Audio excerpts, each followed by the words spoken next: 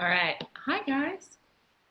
Nice to see you. So let me get set up on this presentation. I'm seeing, some things changed. Hold on. Um, I'm seeing a couple of you on here. If you are willing and in a place, even if you haven't showered this morning, where you can turn your video on, that would be fantastic. It's funny, as a keynote speaker, you're so used to being in front of an audience, right? Where you like get engagement, you know whether what you're saying is like resonating with people, and you get so much energy from that. And when you don't, like, I've really had to learn over the last couple months, now that we're transitioning in a new mode, that like how to continue to maintain that energy through an hour presentation, which is a long time to talk, when you're not in, like, don't have that energy of people in the room. So it's fun to see your faces. And I need to do one more thing, which is figure out how to turn on the chat. There we go. Okay, so let's just jump right in. And I actually have a question for you guys. I love seeing your faces. Oh, yay, this is fantastic. Okay, so what I would like to ask you to do, we're going to be talking about overcoming our fears, and we're going to be talking about specifically overcoming the fear of public speaking. And I've got a long kind of a journey for you guys to go on with me, and to help you really anchor some of the ideas and things that we're going to be working through. I would like to ask you to engage. And I know that, like, many of us have Zoom fatigue. Many of us have been on these calls and we're like, oh, how about I do my email and do this and listen to this talk? If that's you, that's fine. But you know, if you're spending the time, if you're showing up and using your mental space and mental energy to be here, I'd really just like to encourage you to like really fully engage. So with that, I'm going to ask those of you who are listening to this question, if you have heard this question, open up the chat box. And I just want to know one thing. If you were to guess the percentage of people that rate, like somebody has given you a form, and on that form it says, please rank your fears. And people will rank, what percentage of people will rank public speaking over the fear of death as a percentage? Like, what percentage of people rank public speaking as a higher fear than death? Let's hit that chat box. Let's see. 70%. I love it, Laura. 6%, Aaron. GHEP. I love it. Okay, 75, 60, 80. Okay, so here's the first thing I want to talk to you guys about. In terms of, there was a study that was completed I had to write this down, in 1973. 1973, a research professor went to his students, and he had 816 students in this big lecture hall, and he asked them to rate their fears, to actually go through this exercise. Now, this was a course in public speaking. So they were like through the work, they were about to go up and speak, and 93% of them, young students, rated their fear of public speaking higher than their fear of death. Right? Now, so a lot of people will kind of give the like old joke. You guys know the Jerry Seinfeld joke. It goes, you know, if you're invited to a funeral, you would rather be in the casket than giving the eulogy. And I really wanted to understand, like, how true is that? So I went, and there's been a lot more updated research on it. And the true science today, where we stand, is that about 17% of people have what's called agoraphobia. It's like really the honest, hardcore fear of public speaking, in which they would do anything, literally anything, potentially even die, to get out of that engagement. So it is about 1 in 5 people. It's pretty high. It's not as high as like many of the public speaking coaches or people out there would have you believe, but it is 1 in 5. And you know, in terms of today, how many of you, like, just give me like a fist bump or whatever in the chat if you are somebody who has some level of anxiety or fear around public speaking. I just kind of want to check in with how many of you are here because you're like, yep, I really want to work on this thing. Yeah, I love it. All right. Yep. Okay, cool. And if there is anybody who's like, hey, you know, I've got this fear of public speaking, maybe you don't have a fear of it at all. But there are ways in which fear, anxiety, overwhelm are holding you back in your life. And so all of the things that we're talking about today are largely applicable not just to public speaking, but to fear in general. And I think that this is such an interesting time to be having this conversation because, you know, when I first started this in my career, let me go there. In my career, I was always encouraged to pursue my strengths. Oftentimes I see this in corporate America. I see this everywhere. It's like, what are you good at? Figure out how to do that, right? And it is literally, I have really gone to this place where I am very curious to pursue the things that I am not good at, to pursue the things that I am afraid of, to pursue the things that are not natural talents to me. And I'll talk a little bit more about that. But I think given the context of where we are today, if you always do the things that make you comfortable, right? If you're always put in these positions where you do the things that you're good at, what happens when a global pandemic shows up and rears its ugly face and you've got to figure out how to adjust? And so today, like, this conversation is one of the best conversations I think to be having about how do we focus on those areas of growth and pushing against our own limits and beliefs about what's possible, because whether we choose to go to what's uncomfortable or the world decides to hand us a giant shit sandwich, and we got to figure it out, learning how to get more comfortable in that space of discomfort is incredibly valuable. All right, so let's just get started. And so what we're gonna do, I want to encourage you guys to engage with this content. We talked a little bit about this before, but the more you engage, it actually is scientifically proven that the more that other people will engage, right? So the more you put in, the more the person right next to you is getting out of this. So I want to really encourage you just to like lean into these questions. If you feel uncomfortable sharing, you are more than welcome to either like take this internal, grab a little notebook and just write these ideas out. But I would like to encourage you just to like share whatever feels safe for you in this moment in terms of these questions. So I'm going to ask you, I think, 3 or 4 questions to take you on a little bit of a journey with me and hopefully kind of ignite some movement, because the only way to overcome your fear of public speaking is to engage with it. And we'll talk a little bit more about that. But I want you to start. My first question is, tell me about a time, like just a small time in the history of your life where fear, anxiety, self-doubt stopped you from pursuing something. And it doesn't need to be a big dream, right? This can be something small. So I think about my own journey to become a public speaking coach. So I am a public speaking coach who is terrified of public speaking. True story. And I got on this journey because I was an overachiever, a chronic overachiever. I'm going to tell you the story so you guys can start to think about your own ideas and hit me up in the chat as it comes. Oh, Mara, I just realized that was you. Hello. It's so funny, you're blacked a little bit, so I couldn't tell it was you. Hello. Oh, it's so good to see your face. You are so lovely.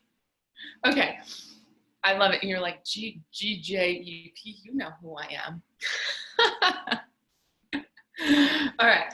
So what was I saying? So when I started this, you know, as a person, I was always a chronic overachiever. I graduated high school in 3 years. I graduated college in 2.5 years. I graduated grad school while working full time in 1.5 years. Like, I was just a go-getter, right? And I continued my corporate career for 10 years until I just hit like massive burnout.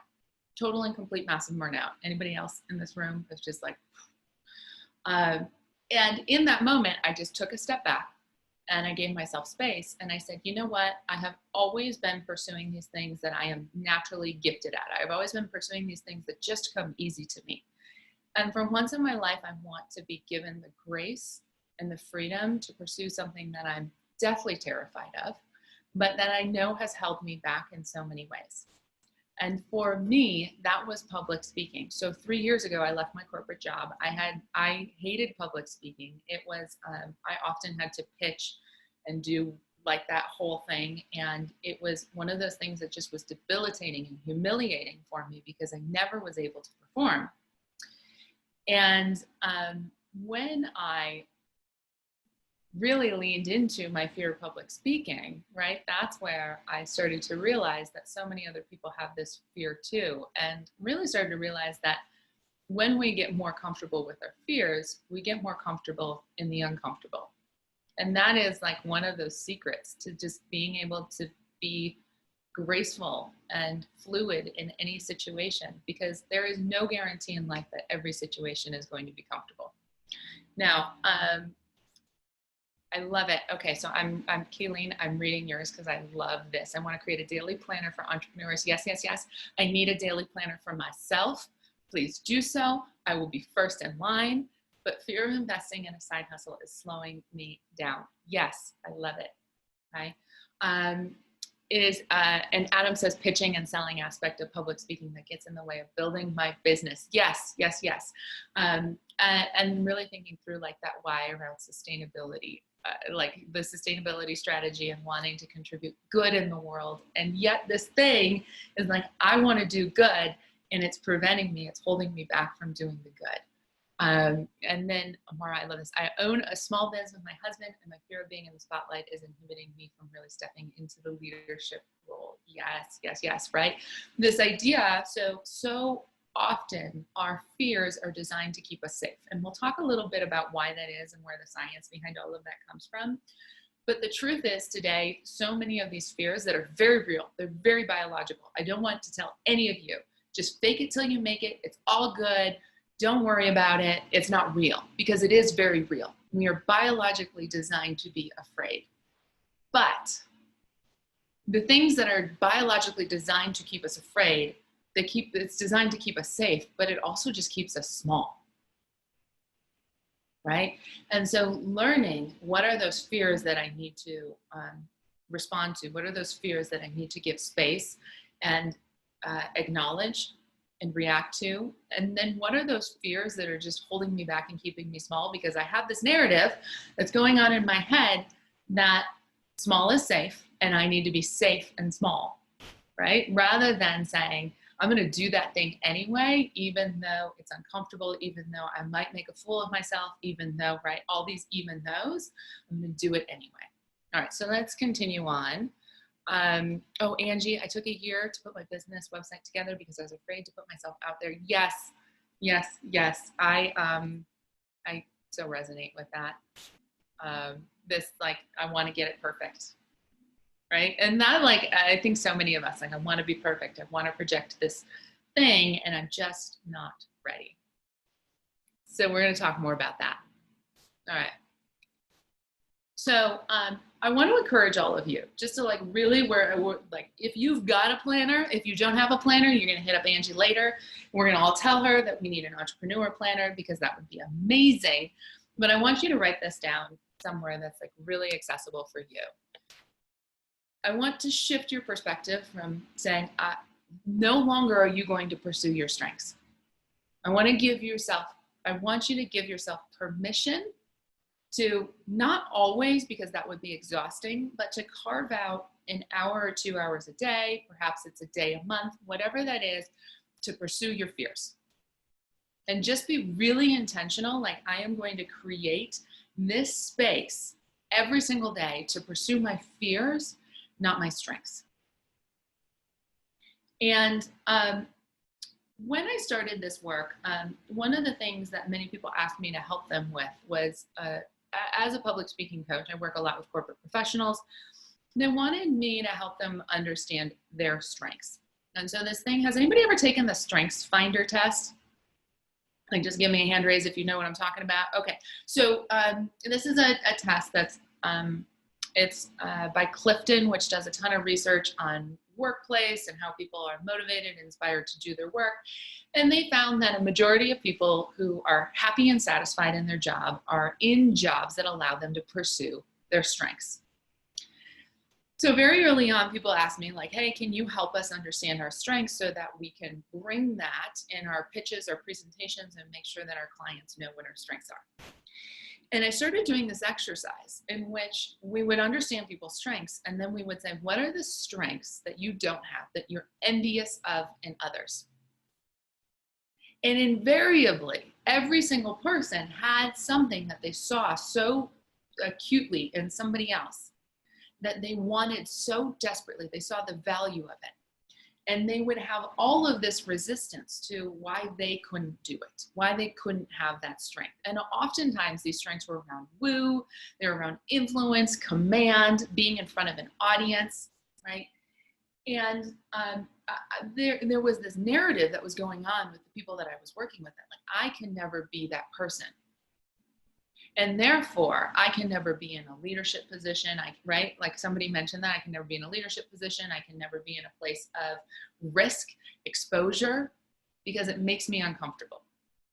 And that's when like all these things like just started clicking for me, because instead of saying, the only thing you got is your strengths and you better run hard towards them. And if they're not within your strengths, oh, I'm sorry. Shucks, maybe you should get a partner. Right? Really looking at this and saying, what are your strengths? What are your weaknesses? And how do you cultivate your weaknesses so that they do not hold you back? And I do not mean this in the context around partnering with somebody. I truly mean it, like spending that time doing that work to get more comfortable around the things that are challenging for you. And instead of having that internal dialogue and quite frankly, the external dialogue telling you that if you're bad at it, just give it up. What if we were to create a space that says, hey, if you suck at this, keep going, right? If this was a failure for you, keep going. And I have to tell you, when I first started becoming I was not a public speaking coach, right? Like I was just somebody who had left her corporate job and was lost in the world. And I knew that I had a fear of public speaking. So I started to sign up for anybody. I was like, hey, will you have me speak at your group? Because I'll come. You got 2 people, I'll be there, right? Like I spoke to plenty of 2 people audiences. And it was just, I was just trying to get that like comfort muscle around this thing that if I do it, I will not die.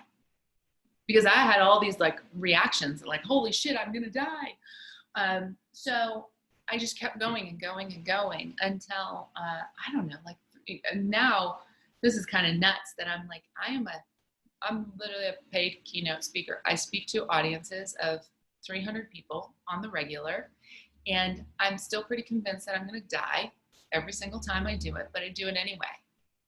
And I have learned how to cultivate that relationship with my fears so that it doesn't hold me back. So this is actually a picture of me, which is just like blows my mind that I'm like up there on stage being like, yeah, let's do this thing, right? When I started from this place where it's just so small and insecure about it. So here's my next question on our journey, because we're going to go into this place where I want to talk to you a little bit about the brain science and what shows up for us when we are triggered in our fears, whether that's the fear of public speaking or anything else. And I want to just ask you, to get you into this space, what are your physical reactions? What are your mental or physical reactions to fear? Whether that's like somebody asking you to get up on stage, whether that's like, what if I were to tell you, hey, I took your website and I published it to 1,000 people just to see what would happen? What is your reaction?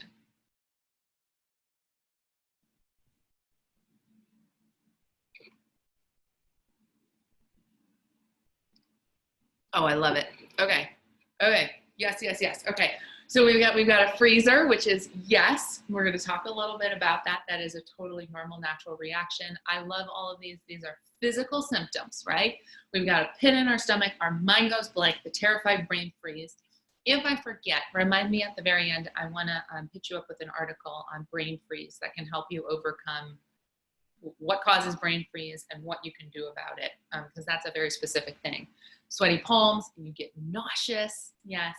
The blushing, I totally, oh gosh, those of you who are blushers, you and I are just like, we're in this together, because I think it's the worst, but that's probably because I'm a blusher. Sweaty palms, the stomach, the stuttering, all of the things. Yes, okay. So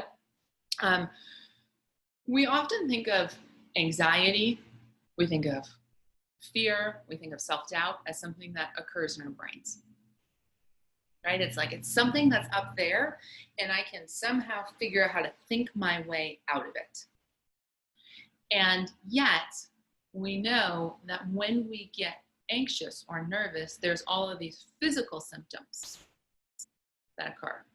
And so one of the first steps that I want to help you understand through understanding the biology is that while a lot of these things are triggered in the brain, a lot of the actions that we need to take are actually physical actions in order to overcome, to rewire the feeling of fear, because fear doesn't just only occur in the brain. It might be triggered there, but symptomatically it's occurring in the body.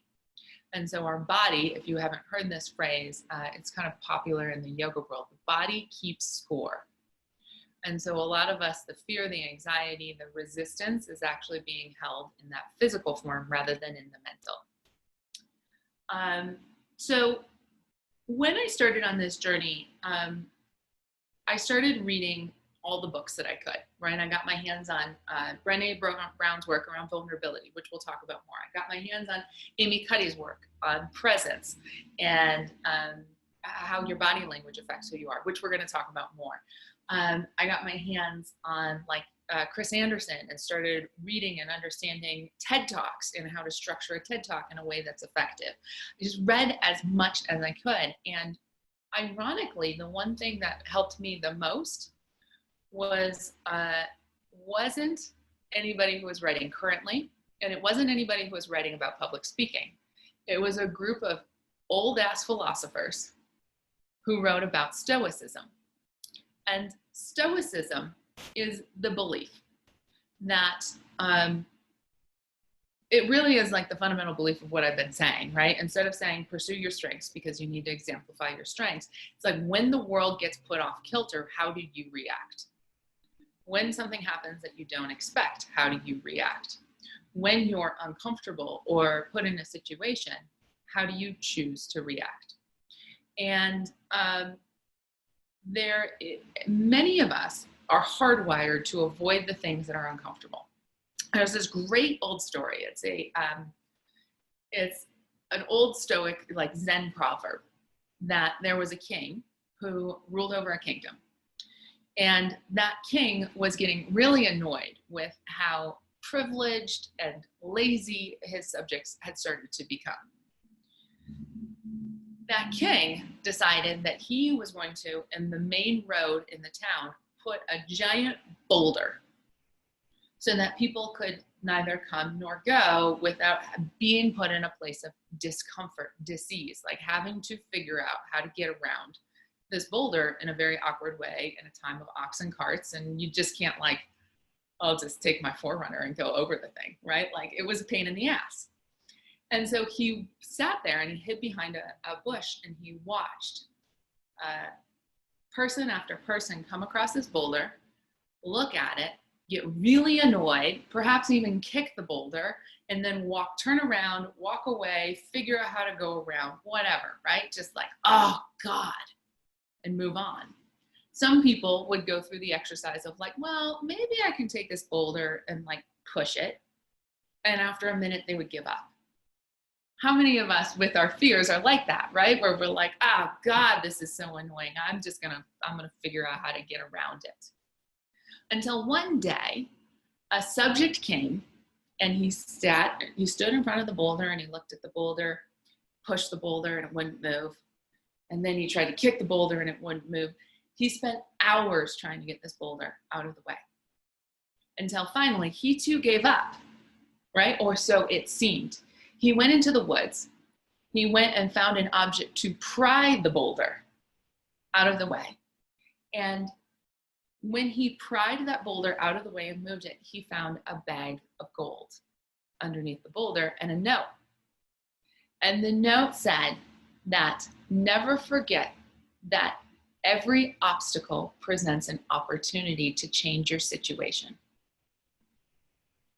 Within every obstacle is an opportunity to change your situation. And we so often forget that if we were to pursue the obstacles that are right in front of us, rather than figure out either how to go around them or just avoid them, that we have an opportunity to really truly change the situation that we found ourselves in. And so Marcus Aurelius is one of the most famous Stoic philosophers. And this quote has just really, as I've been on this journey, has stayed with me right? The impediment to action advances action. What stands in the way becomes the way. So whatever it is that you are in front of, standing in front of right now that is blocking your way, it is about cultivating the tool, like going into the woods, figuring out that tool to move that thing that's in your way. Lean out, lean in rather than lean out. All right, so I think we covered this because I asked you guys, this was so fun. Like I asked you guys, think about a time back a long time ago when there was an area in your life that was holding you back and you were all like, here's what I got going on now. So I love this. So we've already covered this question. But I really want you to hold that in your mind, right? Like whatever that thing is that's causing you discomfort right now, like hold that top of mind as we talk about this next section, which is, why are we so afraid? Why do we get anxious? Why do we get our heartbeat accelerates, we get uncomfortable, and we disengage, we move away over something that really can't kill us, right? Like it's really a very physical, biological reaction to something that we really just, if you really think about it, you shouldn't be that afraid of publishing a planner or creating a website or telling somebody you want to do something else. Like we really think about that construct. It's like, wow, our brains are jacked up, right? Because this thing that would bring about happiness and joy and possibility and change your situation, and yet we're here and we go, oh, maybe I just won't do that. And I totally get it, because in the context of this change, so I'm a public speaking coach, right? And if you want to talk about anybody, so I've been a public speaking coach for about 2 years, and in those 2 years, I don't know that I would say I've overcome the fear of public speaking, but I have gotten to a point where I know my fear so well that I am not afraid of it, if that makes sense. And what I have realized, so as a public speaking coach, I did that for 2 years. I was like, boom, we're getting it. I'm getting it figured out. Like I'm not like deathly afraid anymore. I'm getting up on that stage. And then here comes in March, quarantine, everybody's canceling their events. Like, right, you got to figure out something new. And my instant reaction was, I don't wanna. I just don't wanna. Like, I wanna keep doing what I was doing, because that started to feel good. I started to feel strong in it. And so like this conversation is very real around like picking up that phone, right? Like every Monday morning I hit that damn resistance button. You know, like I just feel it. And I'm like, oh God, I don't wanna pick up that phone and call people and ask them if I can come speak at their conference. Oh, I don't want to pick up that phone and ask them if they need help with their interview or their pitch coming up. That feels uncomfortable. That feels risky and like exposure. So, you know what? I'm just going to stay safe. I'm not going to experience those emotions, right? So it's very real.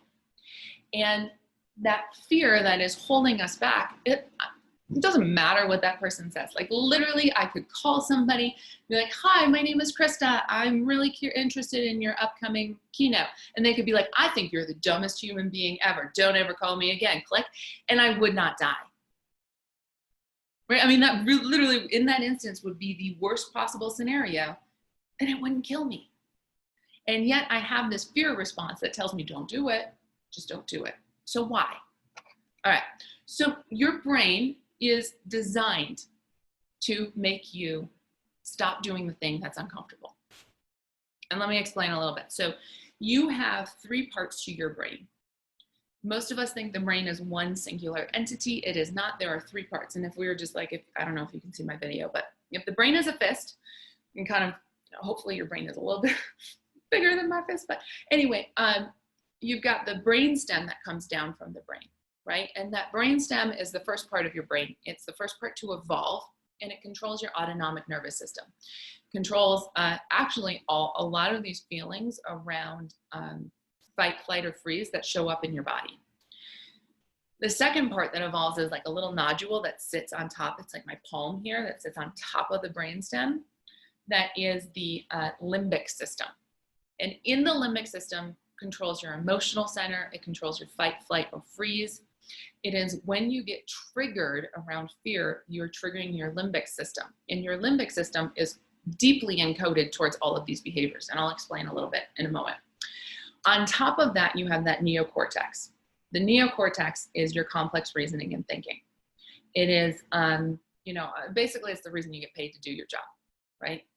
And so on top of that sits this neocortex that is like, it's irrational. Why are you afraid? Maybe you should, just do it anyway. Oh, if you don't do it anyway, here's maybe something else you could do. Oh, you don't want to do that? Well, maybe here's something else you could do. And it's constantly rationalizing your limbic system, which is keeping you safe, right? So it's constantly saying, you're like, hey, I don't want to make that phone call.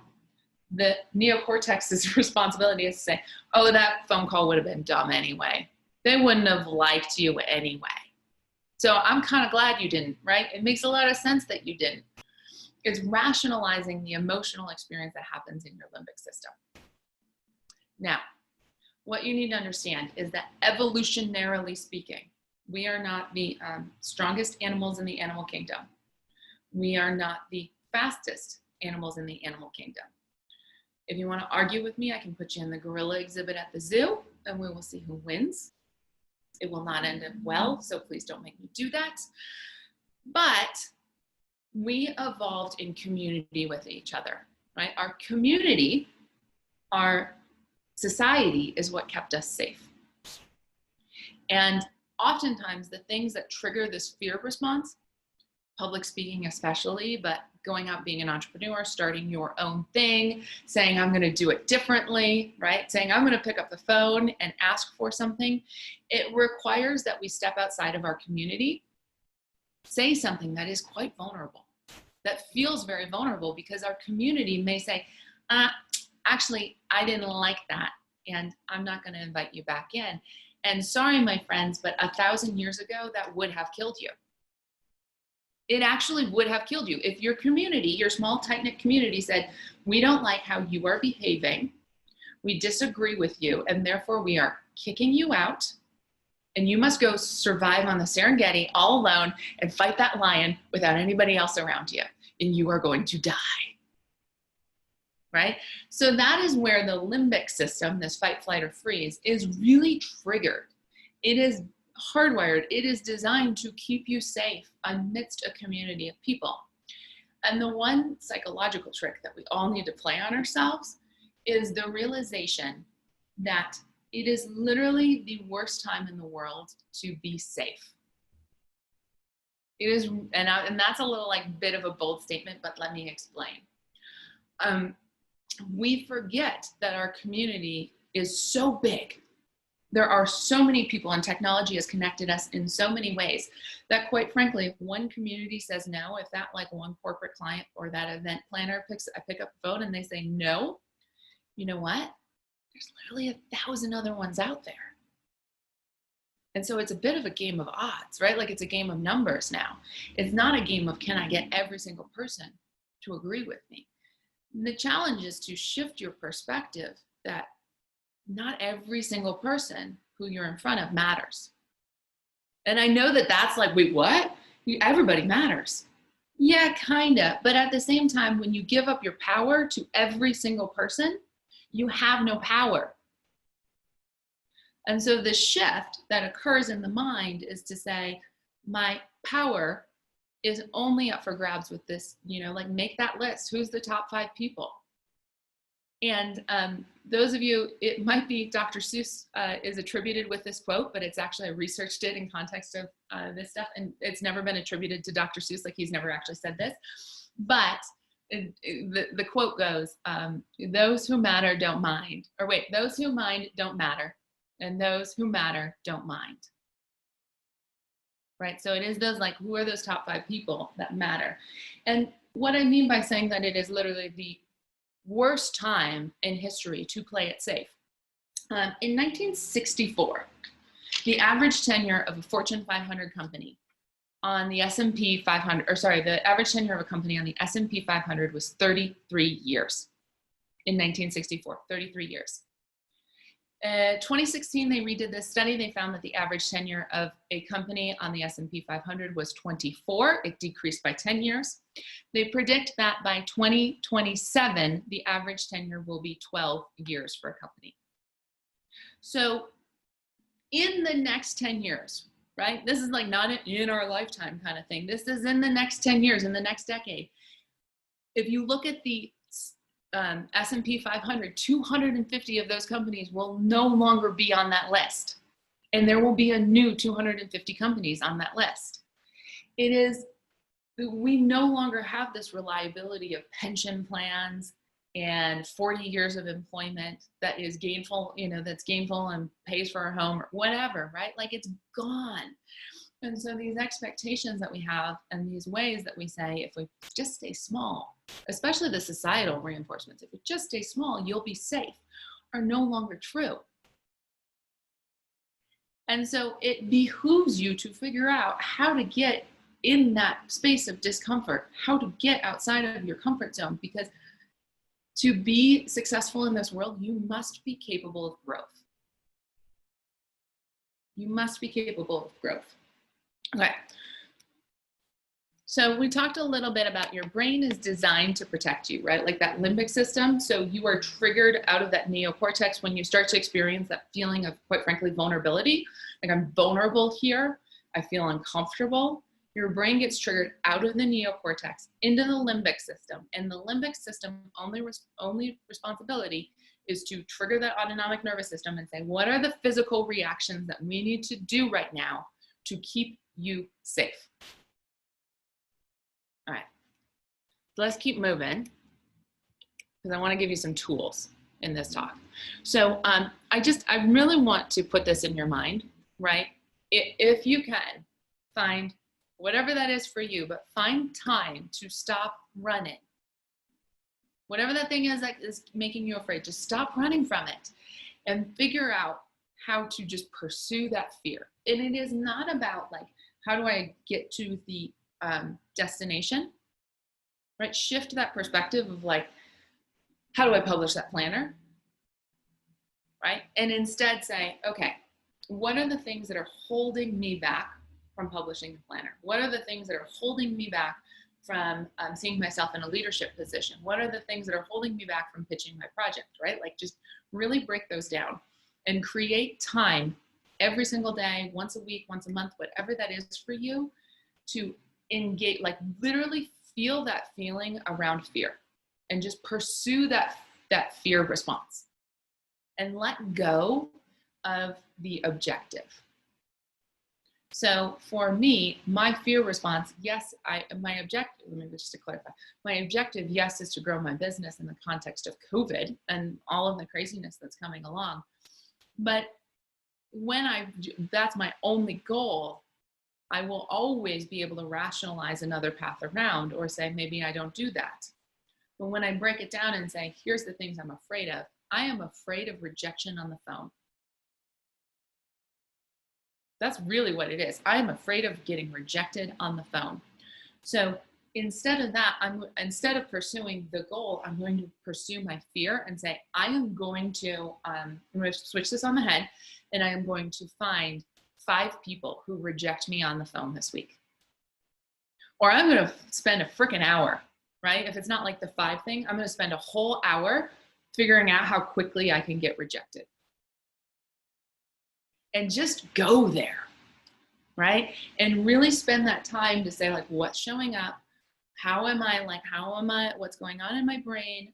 What's going on in my body? What's going on in my heart when I engage with this? And what you will realize is when you lean into that fear and you really start to cultivate a relationship with it, it becomes less and less fearful. Because you reinforce with your brain, the only measure of success here, literally the only measure of success when we engage that fight or flight response that triggers us out of doing something is, did I die? Did you? Right? Did you make that phone call? You got rejected and you're still here. And so your body goes, oh, that didn't kill me. I think I can do that again. And so you keep going. And then your body realizes that it's not going to kill you. It takes repetition. It takes time. It takes a lot of doing, right? This is not like a You just do it once and you're cured. But you keep going. And your body realizes, wow, if I keep doing this, I'm not going to die. And therefore, all of these physical symptoms or all of this shit that I do to myself to keep myself small, it's actually not harmful at all. And that's when your fear really, truly starts to subside. All right, so here's my question. What is one thing you can do in the next week? Like you got until Wednesday at noon to do one thing that's going to engage that fear response for you. What is it?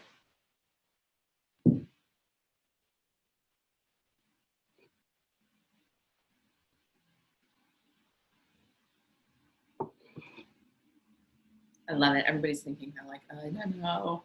Do I really want to commit? Yes, I love it. Okay, first one in. I love it. Whoever answers first wins. It's like you get an A, you know? A record video of myself speaking. Yes, I'm going to hold myself accountable. I have to do this because it's so funny. I'm a public speaking coach. I also help people like figure out how to be on video and feel more confident in their performance on video. And I hate it. I freaking hate it, right? So I have to set myself, I put an hour on my calendar and I just go and I say, I'm going to record these videos. I have no idea if they're going to work. I have no idea if I'm going to want to publish them, whatever, but I am holding myself accountable to showing up for an hour and recording videos. I love it. Okay, so calling people too, and I need to do that. Yeah, pick up the phone. How many times can I get rejected? Let's go. I want to create a pitch deck. Awesome. So just like carve out that time, right? It doesn't need to be the best pitch deck. It doesn't need to be the right one. It doesn't need to be the one that I'm going to use, but I'm going to carve out time to do it. And Eric, I would encourage you to think through like, what's that point of resistance? Is it the creation of the pitch deck? Is it the sharing? Is it like whatever? Like, what's that activity to get it out of your body so that you're kind of getting it into the world? Start a Facebook business page. Yes. So, and in some of these things is like, what's the underlying fear? What's the underlying trigger? Is it, actually, let me just, Angie, if you're here and wanting to engage, or Eric, or anybody, right? Like, what's the underlying fear? What's the resistance to starting a Facebook page? What are you afraid of? Or what are you afraid of in terms of a pitch deck? Is it, the fear that it's not going to be good enough? Is it great? Okay, so the fear of putting yourself out there, right? So I want to raise this point because I think I totally there too. This is the rational brain that's rationalizing how to stay away from that fight or flight trigger that says, I'm not good enough yet. My pitch deck isn't good enough yet. So I'm going to spend the time making sure that it's good. And you're actually creating, instead of leaning in towards your fear, you're rationalizing a way to stay out of it. So what I would encourage you to do is say, if the core fear is not about, it's actually not about the Facebook page, right? The core fear is putting yourself out there. So what are 5 other ways that you could put yourself out there, right? That are smaller, that are easier, that maybe it's picking up the phone and telling somebody about the Facebook page, like what would be on the Facebook page, that you can get through faster so that you can get out of this, like, I'm going to hide behind the content, right? I'm going to hide behind the idea that it's not ready yet or it's not perfect enough yet, and just do it. Okay? All right. Any questions on that? Let me just stop because that was a lot. Just going to pause for a second in case there are any questions that people want to cover. And then we've got 15 minutes. So I got like 5 more minutes of stuff I want to talk to you about. I'm going to make it fast, and then we can kind of do more broad questions. But I do just want to pause in case there is anything that people are like, oh, okay, let's keep cruising. So I want to give you like 6 quick strategies to lessen that fear response. And what I would encourage you to do, because I'm just going to run through these really fast, write down the one that resonates with you, that you're like, yes, I absolutely need to be doing that. And also write down the one that you go, oh, hell no, I don't need to do that. Because I really encourage you to think through the one that you have the most like resistance to, like, that's dumb, that won't work. That's your neurological system going, oh, I'm going to keep you safe. I'm going to rationalize this fear. And that's probably the one you need. All right. So number 1, fear setting. okay? Fear setting is like an old Stoic concept in which you say two things. Number one, you're gonna really like think through, if I put myself out there, right? If I go on and I pick up that phone call, what's the worst thing that can happen? If I create a pitch and deliver it to somebody and they don't buy, what's the worst thing that could happen? Whatever that like next step is, what's the worst thing that could happen? And truthfully, honestly, the worst thing that could happen, like as we start to like think of these bigger pictures, I leave my job, I become unemployed, I don't have enough money to pay my bills. Like it can get really kind of scary, kind of fast. But I encourage you, like the Stoics would say, you need to remind yourself that all this stuff, all the things that you've acquired, they don't matter. They don't actually, and like research supports this. I love that the Stoic philosophers got this right, because research after research after research study says it's true. The only thing that matters are your relationships and your willingness to pursue your dreams in terms of your self-satisfaction. The shit, the house, the boat, it doesn't matter. It doesn't actually make you more happy. And so the Stoics would say one of the activities around fear setting is that you remind yourself, like go camping, go eat ramen noodles for a week, whatever it is that like you're afraid of. If all of this were to go away, go like just sit in a dark room and meditate for a week, right? Like go there and realize that what you fear, what you so fear all along isn't that scary. So that's all fear setting, okay? Number two, practice. You guys have heard the 10,000 hours rule. This was like popularized by Malcolm Gladwell. It's not all that accurate. Whoever did, I can't ever remember the gentleman's name, but started the original study. What he did say is that it's 10,000 hours of deliberate practice. And I think there's incredible value to saying we get so busy doing all the things that we think will help. But the truth is being really deliberate in pursuing the fear response.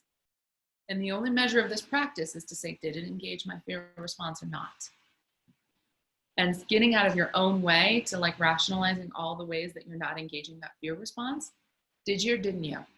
And continue to practice that over and over and over again until you do the activity and you're like, oh, I actually didn't, it didn't cause that like giant big reaction. Then you know you're ready to move on. Okay, I want to tell stories, but time is always my worst enemy. Strategy number 3 is to make sure that you get some sleep. And there is cortisol builds up in the body. Cortisol is really its true function. It makes us fat, which sucks. It makes us anxious, which sucks. But cortisol does one thing really well. It is designed to help you when you get triggered, when you get anxious. It is designed to help you stay in that nervous, anxious state so that you can run faster, you can eat less, you can, right? Just all of these biological responses to get out of danger. It's the reason why you could, like, if anybody else did this, it was awful. But the reason I could write my senior thesis in 48 hours before I had to turn it in, it's like literally I could write 72 pages in 48 hours. Somehow it was cortisol. But cortisol is designed to keep you in that space of anxious, nervousness, reactive, not in that space of like complex reasoning and thinking. And so it's going to make you more anxious. The best way to get rid of cortisol is to sleep. A full 8 hours. They have found that whatever it is for you, whether you sleep standard 6 hours, 8 hours, 10 hours, it is in the last hour and a half of your sleep cycle that you remove cortisol from your brain. And so you must get in the habit of getting a full night's rest, particularly before you decide, like, I'm going to show up on Monday morning and I'm going to pick up the phone. Make sure you slept well. Okay. Number 4, remember how we talked about, like, a lot of these physical symptoms are showing up in the body. There's really great research from Amy Cuddy about power posing. And the fact that we know that body language influences other people. If I showed up like presenting like this, you guys wouldn't perceive me as very confident, right? Versus like holding space, taking up space. There's a different perception. When a bear comes to attack us, what do? No, that would be stupid. The bear would get you. right? You get big. And so Amy Cuddy was really interested in this idea, if we can affect other people, can our body language affect ourselves? And cut to the chase, yes, it can. Your body language can very directly influence how you feel about your ability to perform. And so she found that if you do this power pose, like get big, and just be really aware of your body language while you're engaging in these activities. I find myself, when I'm making those cold calls, I am just like playing with my hair and like getting small, right? And I have to remind myself, get big, take up space, walk around, speak with confidence, right? And all of these behaviors then help the other person understand and respect your confidence. All right, this one we're just gonna, let's keep going because I wanna give you the last one and answer your questions. So number 6 is to breathe. And this is the best in the moment strategy that I have to give. And I highly encourage every single person, this is something that I've been thinking in my own practice of how do I help people understand to cultivate a practice, cultivate a relationship with their breath, and to really learn when are you not breathing? When do you get anxious? When do you get nervous? When, right? How your body gets tight. And your body is reacting to that feeling of when it gets tight, it's exhibiting all these other emotional symptoms, but you're not allowing your body to be in a place of comfort. So when you can't breathe, you're keeping yourself in discomfort. And cultivating that relationship with your breath so that when you get in that moment where you're like, fight or flight, oh God, right? I'm picking up that phone and I don't, right? Or I'm about to hit that publish button and I can't breathe, right? Really being able to understand that trigger and just go, okay, let's try again. And it is the number one thing that I see in public speakers that happens when they get overwhelmed. They get up on that stage and they stop breathing. They start talking a mile a minute. You can be a fast talker, but there's a difference between being a fast talker and a talker who isn't breathing, right?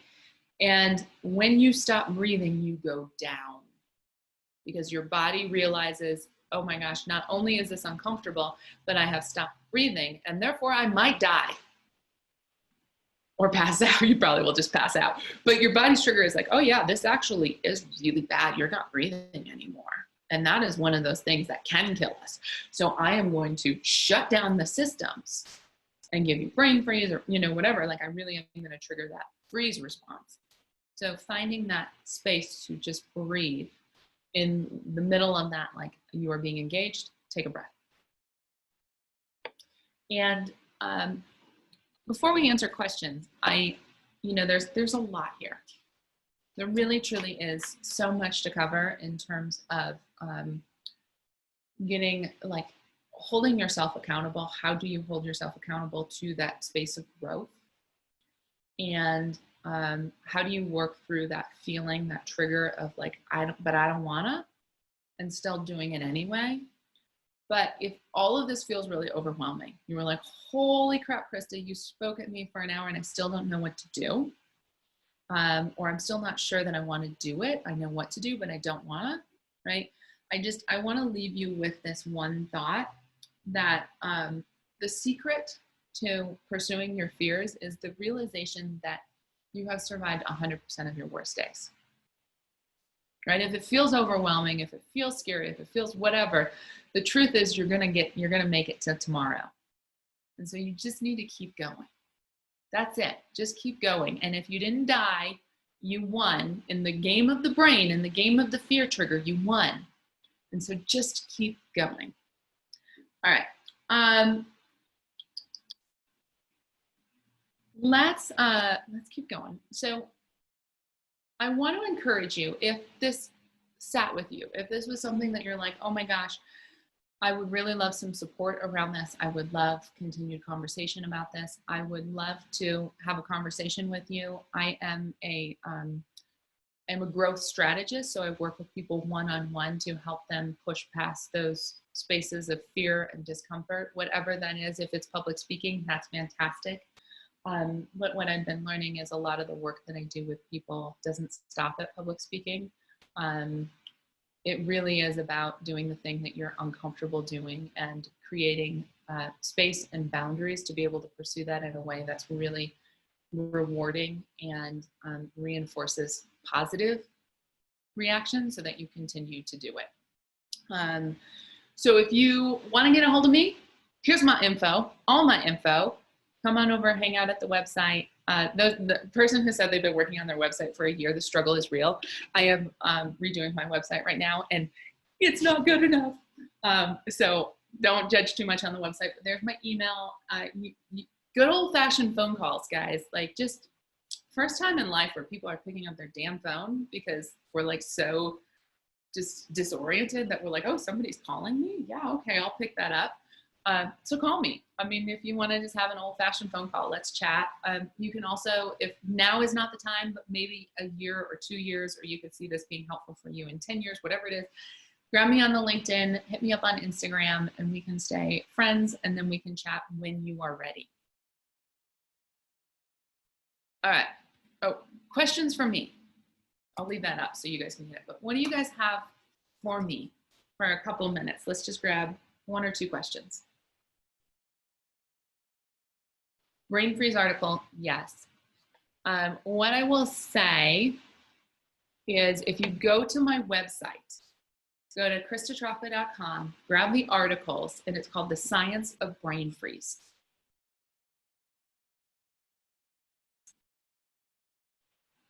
One other one. What else we got? Interesting, helpful. What do you think about Toastmasters? Okay, I am a fan and not a fan, all in one wild bucket. I would say it depends on your goals. Toastmasters is a little bit like the blind leading the blind. And so if your goals are, hey, I just need to be in a space where I can engage this trigger and you are confident enough to get through that space, go to Toastmasters, go hang out, right? But if it is, if you're somebody who has a really specific thing that you're working towards, I highly recommend having a little bit more structured practice, a little bit more structured work, particularly if you're somebody who has a really strong anxiety response to this. Sometimes Toastmasters, in my experience, can make it worse. So I don't know. If you're really, Tina, if you're like super interested in that question, or if you're considering Toastmasters, I'd love to just hop on a phone call or whatever you need. Like shoot me a little note, and you can tell me a little bit more about like what you're specifically looking for, and I can tell you whether or not I recommend it and how to make the most of that experience, because it's people have different needs. All right. So I want to invite you guys all. Every year I host a 10-day free vulnerability challenge. In this challenge, I give you an email once a day, and it really all is about moving towards that growth edge, finding what makes you uncomfortable, finding like what are your physical reactions, and really learning and investigating like in a safe, structured space about how to engage that fear response, how to lean into it, and how to overcome it.